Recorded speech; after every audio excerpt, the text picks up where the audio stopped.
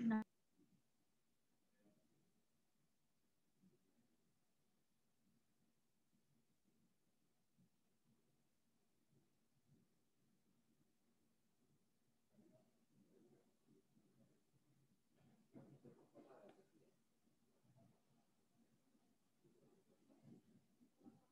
Salam.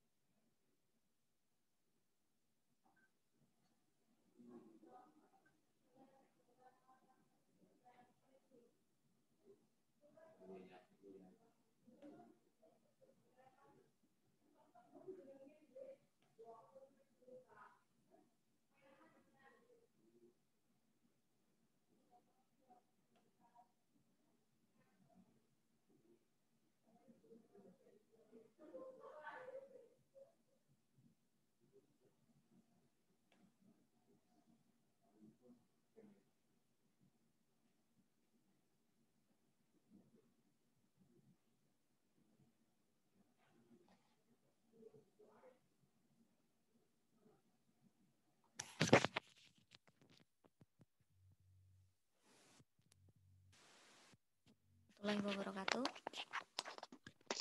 Waalaikumsalam warahmatullahi wabarakatuh. Waalaikumsalam warahmatullahi wabarakatuh. Terima kasih atas kehadirannya. Silahkan yang belum bisa mengisi presensi, tadi sudah saya buka lagi. Presensinya cuma sampai nanti malam jam 23 ya. Harusnya sih saya kasih 1 jam ini saja, cuma toleransi sampai 23. Jadi saya anggap yang presensi hari ini yang berangkat. Oke, untuk ini pertemuan terakhir ya di perkuliahan falsafah dan teori keperawatan. Ada 3 kelompok terakhir yang akan presentasi untuk hari ini. Sebentar. Ibu, Kelompoknya siapa saja ya? Maaf. Ya. Arisa nggak ikut Zoom Bu karena susah sinyal. Padahal dia presentasi.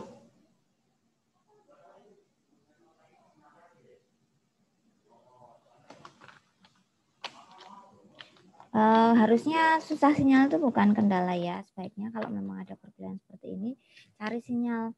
Gimana caranya? Entah itu ke kafe, entah itu kemana, kan bisa ya.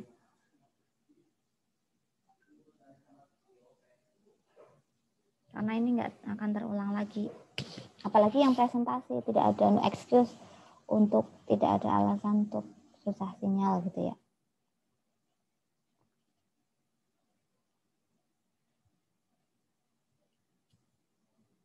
Yang hari ini presentasi siapa saja?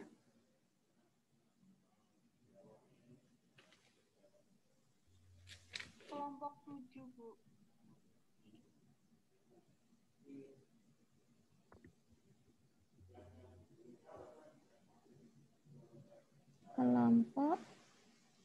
Kelompok berapa yang hari ini presentasi? Jangan-jangan yang presentasi malah belum bergabung ini. Kelompok 7, Bu. Kelompok 7, siapa saja Mbak anggotanya?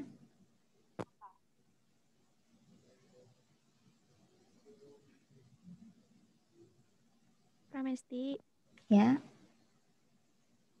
Putri, siapa? Putri, Putri, terus? Mbak kurang keras Mbak, agak dikeraskan sedikit suaranya. Putri, terus Winda, Bu. Winda, Nadifa, Nadifa, ya. Sama Wahyu Pancoro, Bu. Wahyu Pancoro. Ini tentang apa Mbak?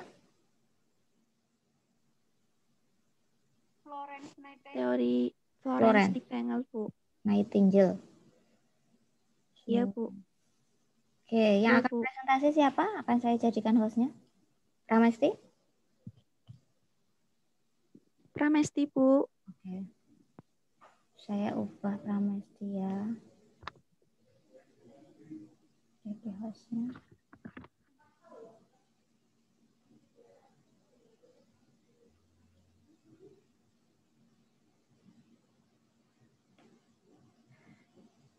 Pramesti. Itu WFO kok nggak kasih kan? Nggak ada keterangan, jadi WFO saja. Itu dulu hadiah itu kok pernikahan. Aku lagi Zoom.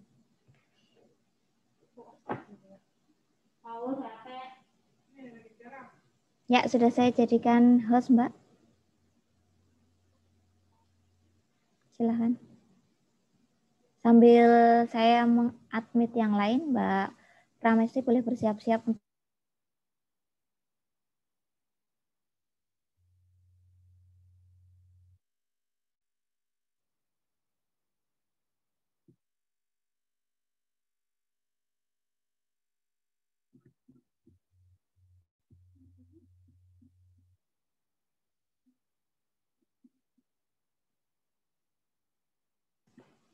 Yang lain semuanya sehat?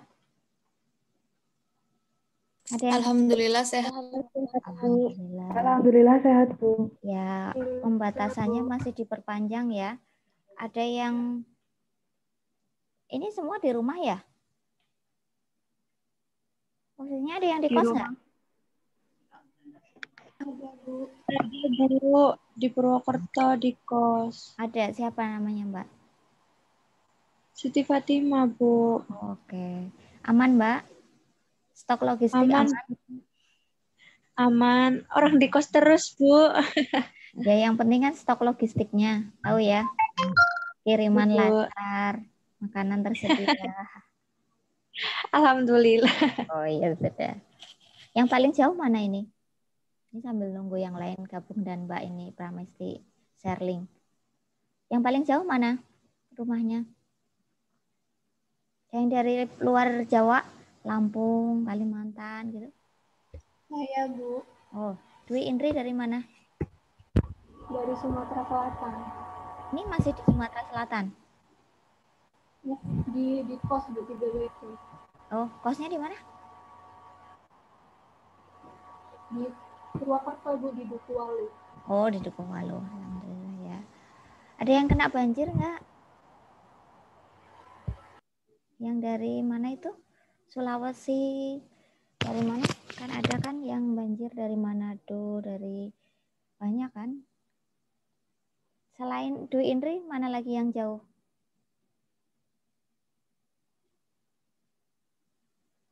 Febrianti dari mana, Mbak?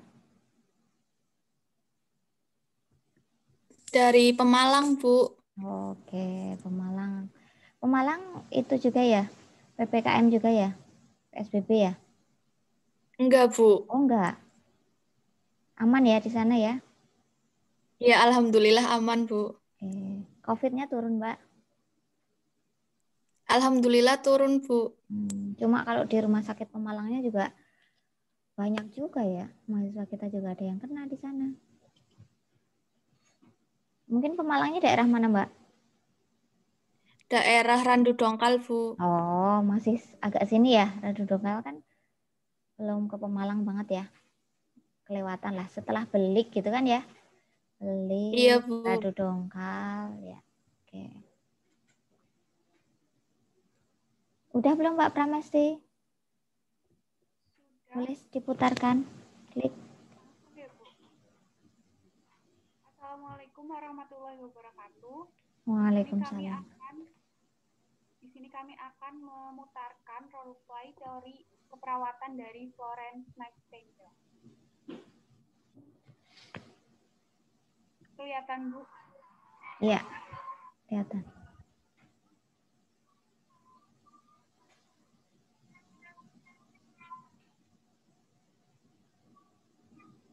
Volumenya agak dibesarin dikit apa ya Mbak? Apa cuma saya yang agak kurang mendengar?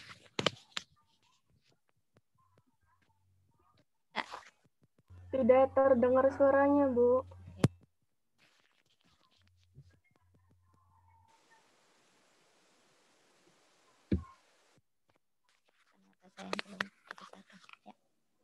Silakan Mbak.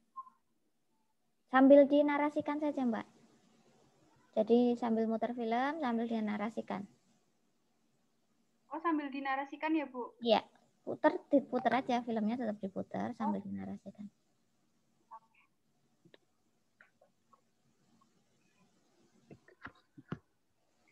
Dalam video role play tersebut diterangkan bahwa pada hari pertama perawat menengok kepada pasien apakah pasien tersebut ada perubahan fisik atau tidak. Kemudian pada hari kedua perawat menanyakan kepada pasien apakah keadaannya masih baik atau tidak. Namun pasien menjawab keadaannya sudah baik, tetapi pada malam hari mengalami sesak nafas dan kegerahan. Kemudian perawat tersebut menjalankan konsep teori dari Florence Nightingale, yaitu menggunakan lingkungan fisik dengan menggunakan ventilasi di sekitar ruangan tersebut. Pada hari ketiga, perawat memeriksa lagi apakah kondisi pasien tersebut baik atau tidak. Dan ternyata kondisi pasien tersebut semakin membaik. Hal ini membuktikan bahwa penerapan konsep Florence Nightingale berupa lingkungan fisik dengan adanya ventilasi di sekitar ruangan tersebut berjalan dengan sangat baik. Kemudian pada hari keempat, pasien kemudian semakin membaik keadaannya dan perawat membolehkan pasien tersebut untuk pulang dan tapi dengan syarat bahwa pasien tersebut harus tetap menjaga makanannya agar gula darahnya tidak naik. Seperti itu, Bu. Oke. Ini Pak Darno kalau boleh sakit apa? Kalau boleh tahu. Gula darah DM.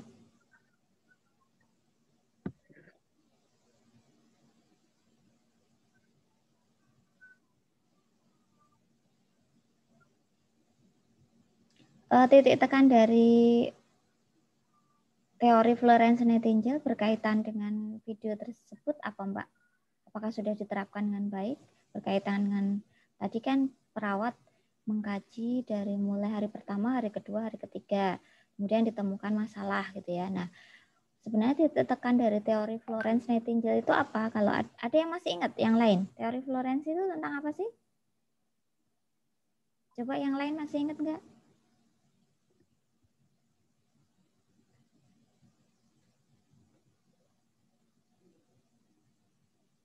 Halo?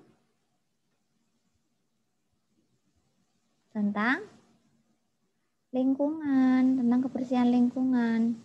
Nah, apakah dari ini apa yang sudah di-role-playkan oleh video tadi itu sudah menyangkut berkaitan dengan teori Florence bahwa kesehatan manusia itu, kesehatan pasien itu salah satunya disebabkan karena faktor lingkungan, entah itu pencahayaan, entah itu sanitasi lingkungan, sanitasi ya cahaya ya, kemudian pembuangan air bersihnya, kemudian ventilasi udara, dan lain sebagainya.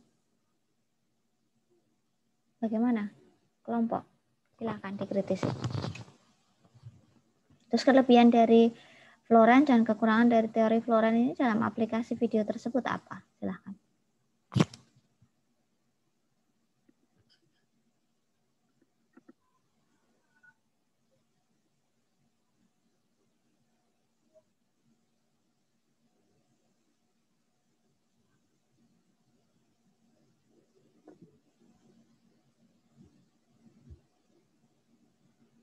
Nah, itu kelihatan kan?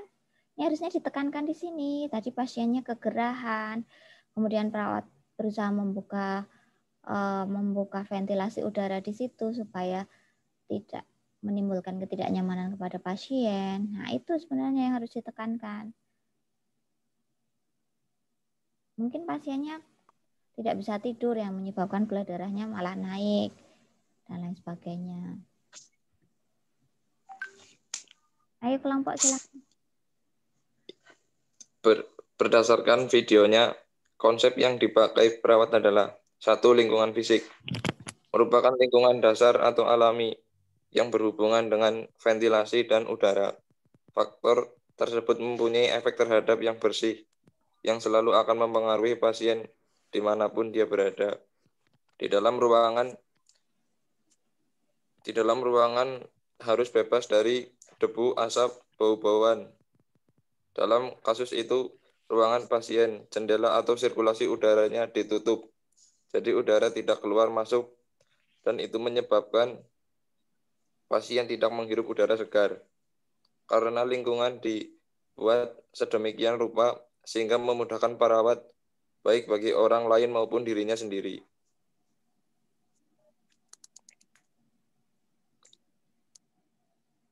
Dua, lingkungan psikologi. Florence Nightingale melihat bahwa kondisi lingkungan yang negatif dapat menyebabkan stres fisik dan berpengaruh buruk terhadap emosi pasien. Oleh karena itu, ditekankan pada pasien menjaga rangsangan fisiknya. Komunikasi dengan pasien yang dilakukan dokter dan keluarganya dilakukan di lingkungan pasien dan kurang baik bila dilakukan di luar lingkungan pasien. Menasihati yang berlebihan tentang kondisi penyakit pasien, tidak boleh berbicara kepada pasien yang menyebabkan pasien berpikir macam-macam atau berpikir negatif dan memperburuk kesehatannya. Membicarakan kondisi lingkungan di mana dia berada atau cerita hal-hal yang menyenangkan dan para pengunjung yang baik dapat memberikan rasa nyaman agar pasien bersemangat dalam melawan penyakitnya dan berpikir bahwa pasien akan sembuh.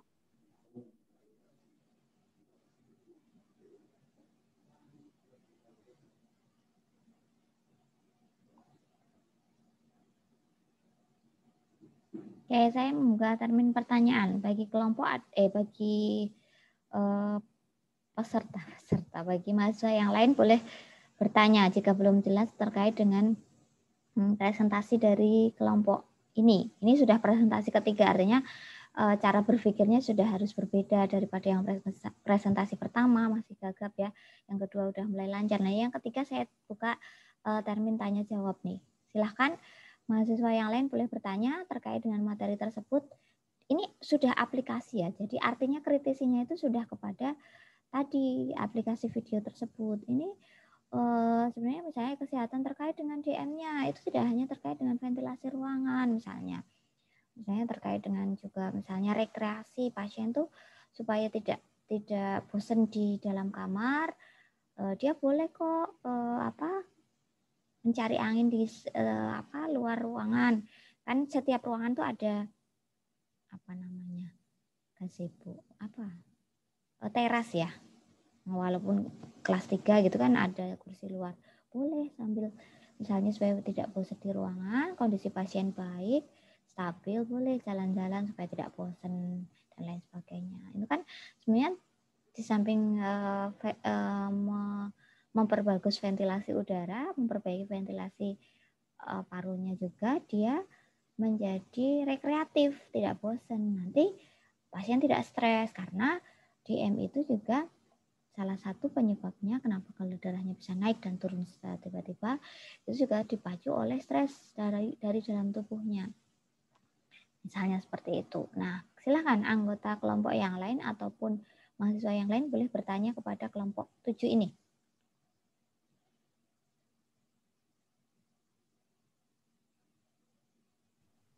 Ibu, mau menambahkan tadi penjelasannya yang kelebihan dan kekurangannya belum dijelaskan. Saya dari kelompok 7.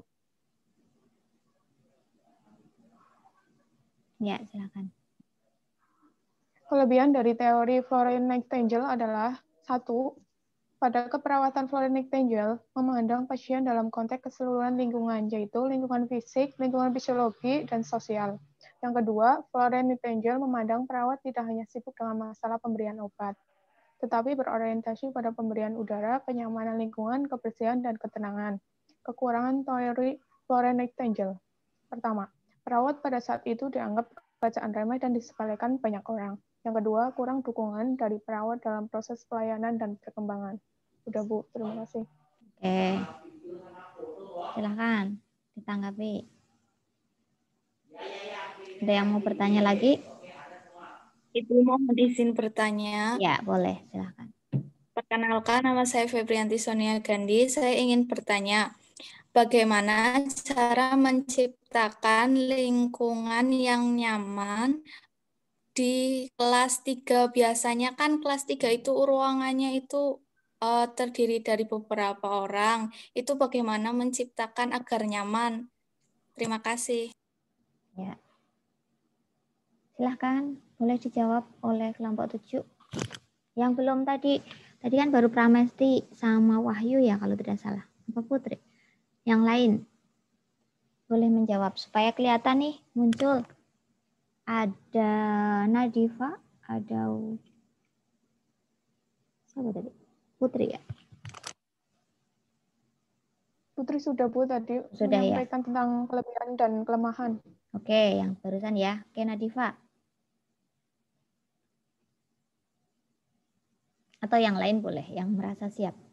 Bagaimana cara menciptakan menciptakan apa Mbak tadi? Kenyamanan ya, kenyamanan di kelas 3. Karena kita tahu kalau di bangsal kelas 3 itu siapa yang pernah dirawat atau menengok keluarganya di kelas 3? Waktu itu Bu praktikum SMK itu pas kebenaran di kelas 3. Oh, Febrianti dari SMK ya, SMK Kesehatan ya? Ya, jadi udah pernah masuk ke ruangan kelas 3 ya, udah pernah berinteraksi pasien dengan pasien kelas 3. Ya kalau kelas 3 itu paling tidak bisa dihuni oleh 6, 8, bahkan ada yang sampai 12 pasien ya. Jadi kebayang dong, satu ruangan dengan diameter kalau 6 itu mungkin sekitar 4 kali 5 meter gitu ya, dihuni oleh 6 pasien, itu masih pasien, belum keluarganya ya Mbak. Satu pasien bisa ditunggui harusnya satu keluarga, tapi kalau jam besuk itu bisa satu pasien dijenguk oleh 5-6 orang masuk. Kebayang dong satu ruangan bisa 40, makanya bergantian. Nah, bagaimana caranya supaya dengan kondisi yang sempit, panas, crowded gitu ya, kacau lah. Crowded itu ada yang misalnya kesakitan, menjerit gitu ya. Yang sebelahnya pengen tidur. Ada yang anaknya rewel di situ. Kalau bangsal anak kan anaknya nangis dan lain sebagainya, pasiennya nangis, yang lainnya lagi makan, nggak nyaman dan lain sebagainya. Nah, pertanyaannya, bagaimana menciptakan kondisi yang nyaman sesuai dengan teori Florence tadi untuk pasien kelas 3? Silahkan jawab. Atau ada yang punya pengalaman, nggak harus kelompok.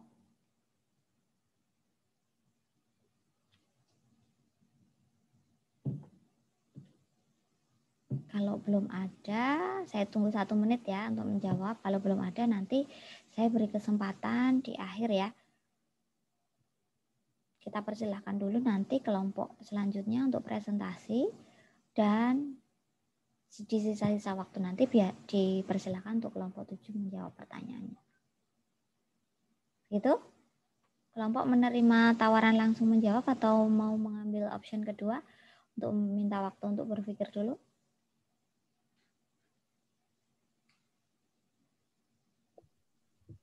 Nanti dulu, Bu.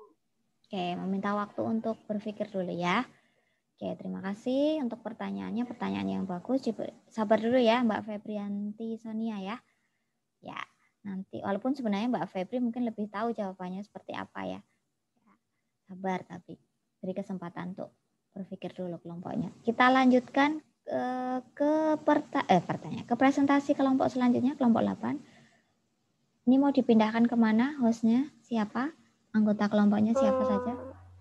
Ke Dwi Indri, Bu. Dwi Indri. Anggota kelompoknya siapa aja, Mbak? Eka Mitra. Siapa? Eka. Eka. Terus? Ya, Eka. Terus Fatimah. Siti Fatimah tadi ya. Oke, terus? Bukan. Fatimah lagi ya? aja, Bu. Fatimah aja, ya. Terus? Sama Zenita Mukhtar. Oh, Zenita Mukhtar itu ya. Zenita Mukhtar. Mbak, oh sudah dikembalikan ke saya. Ke Dwi Indri ya, yang presentasi ya.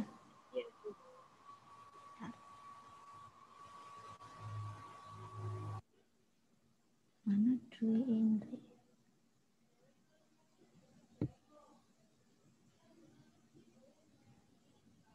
Tulisannya siapa di situ?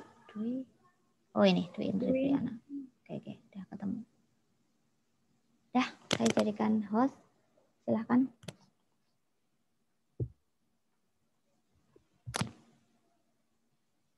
Boleh sharing Mbak Dwi Indri.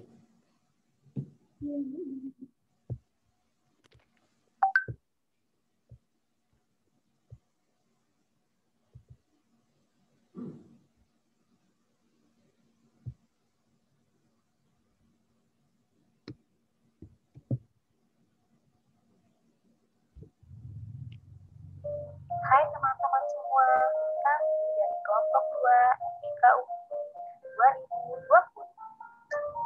Saat ini, kami menampilkan video aplikasi teori Rogers dalam asuhan keperawatan. Aplikasi teori Rogers pada pasien diabetes media dengan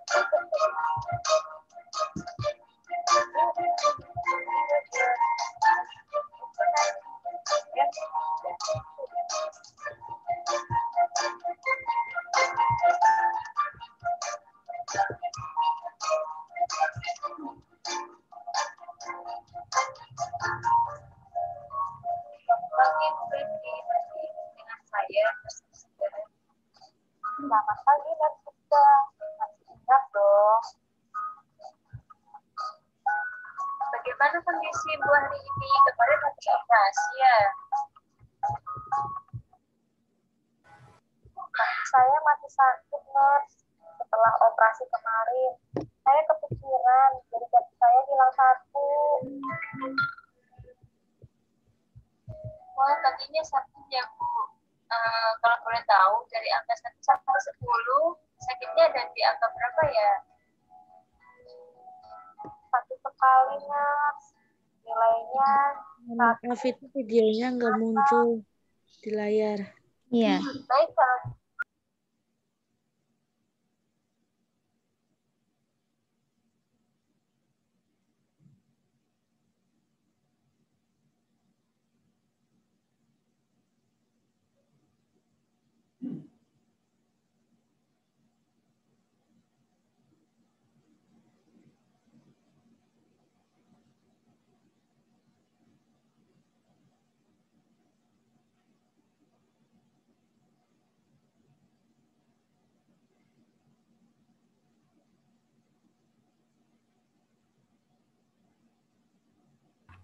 Ibu maaf, Ya.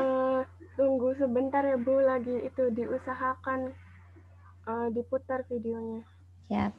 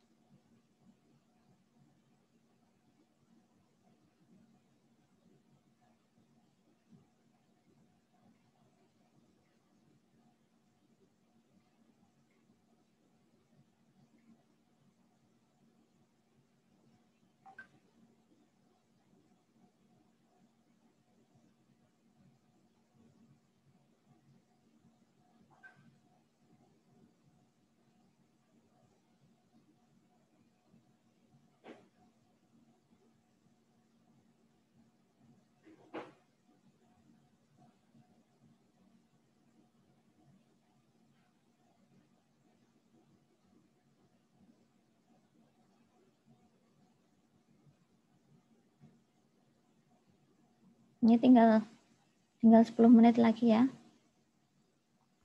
Ibu minta tolong itu di Indri di admit Bu.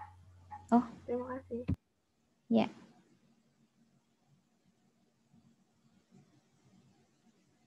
Sudah sempat keluar ya tadi ya? Sinyal ya? Iya, katanya iya ada gangguan. Maaf Ibu, tadi ada gangguan. Ya, silakan. Sambil dinarasikan saja ya. Videonya diputar sambil dinarasikan. Ya.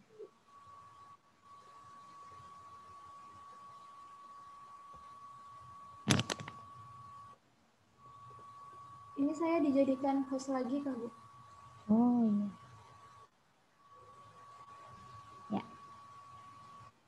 Sudah, silakan.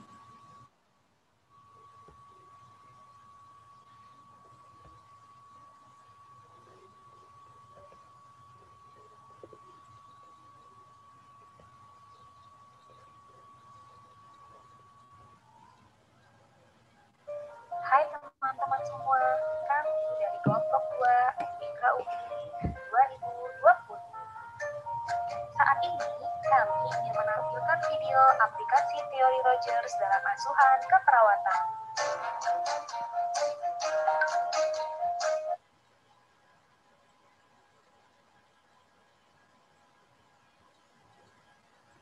Ibu maaf tadi videonya sama suaranya. Suaranya kedengeran, videonya nggak ada. Ini nggak kelihatan ya Bu? Ya, dinarasikan saja Mbak.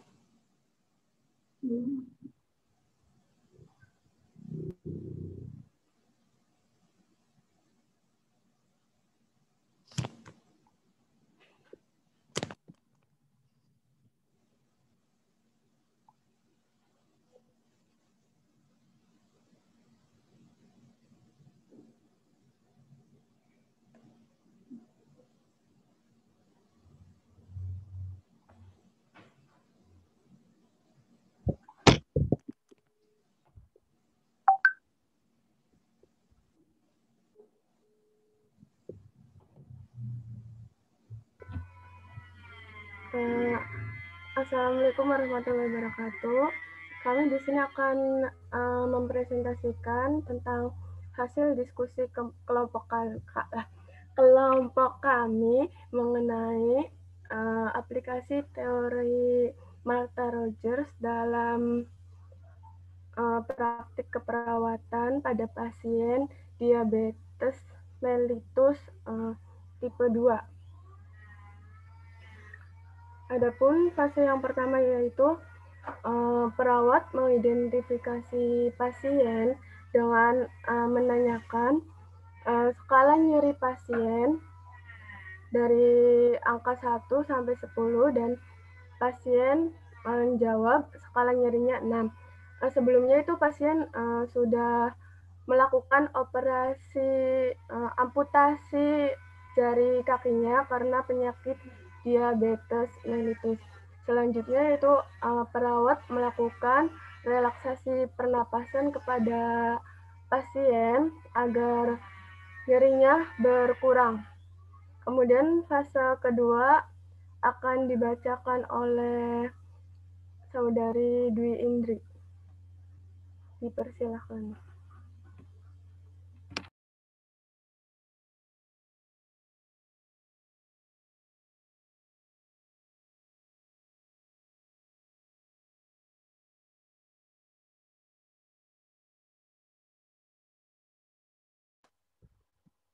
Selanjutnya untuk fase kedua, perawat melakukan identifikasi kepada pasien tentang perasaannya setelah operasi. Dan pasien merasa putus asa akan kondisinya yang tidak bisa apa-apa dan khawatir kalau keluarganya akan meninggalkan dia karena penyakitnya. Dan kemudian fase ketiga akan dijelaskan oleh Fatimah.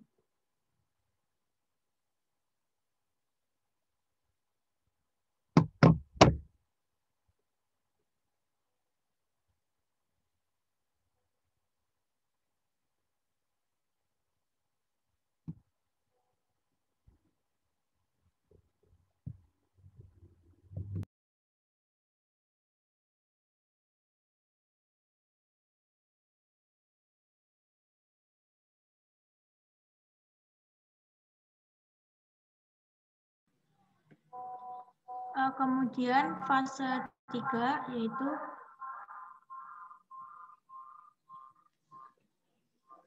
perawat memberikan motivasi kepada klien agar pasien berpikir positif dan meyakinkan kalau anak-anaknya selalu peduli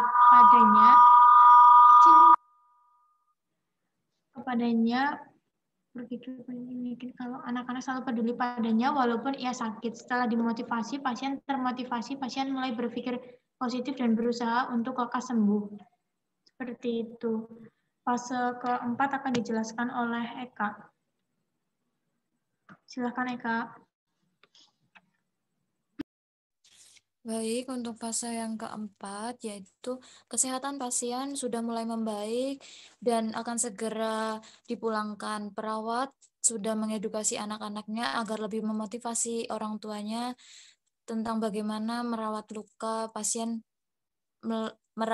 pasien untuk ibu mereka yang akan dirawat di rumah oleh anak-anak dan sanak saudaranya.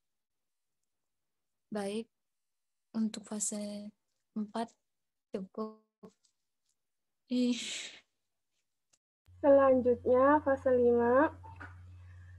Sebelum dipulangkan, pasien merasa tidak berguna karena dia merasa nanti jika dia dipulangkan ke rumah, dia akan membebankan anak-anaknya karena dia tidak bisa apa-apa dan pasien merasa menyusahkan anak-anaknya. Setelah itu perawat memotivasi pasien lagi agar pasien merasa lebih baik dengan mengatakan bahwa anak-anak akan selalu menyayanginya, mendoakannya, dan juga menjaganya, walaupun dia terbaring di ranjangnya dan sakit. Karena bagaimanapun juga dia adalah ibu dari mereka. Ya, selanjutnya